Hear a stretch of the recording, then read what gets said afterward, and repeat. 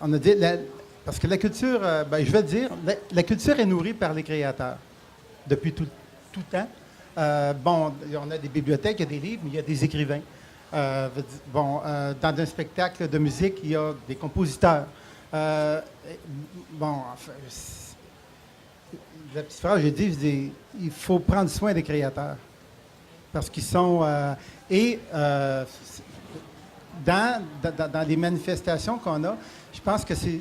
faut vraiment pas oublier que plus on va avoir, je dirais, un certain succès à ce niveau-là, puis plus, comment je dirais ça, là, on va reconnaître, je dirais, mon désir, c'est qu'on reconnaisse et qu'on soit stimulé par la vision de ces créateurs-là. Alors, comment collectivement, soit une administration municipale, une organisation, une entreprise, un citoyen, comment on peut prendre soin des créateurs? Est-ce que ça vient... Oui, monsieur? Oui, bien, premièrement, il faut les écouter.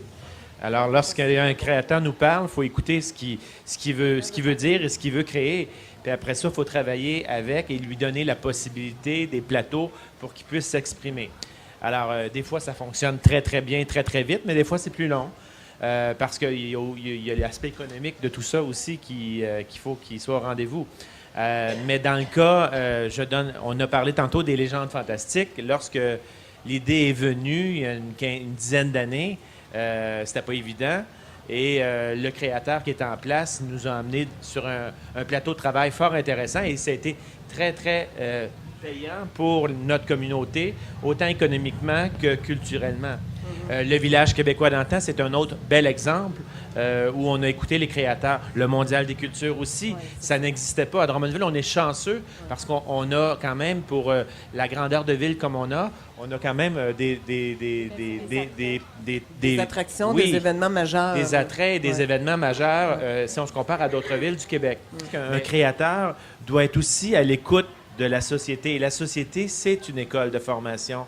Moi, je ne suis pas un artiste, mais je pense pour un créateur, c'est un petit peu... il y a un rôle d'éponge.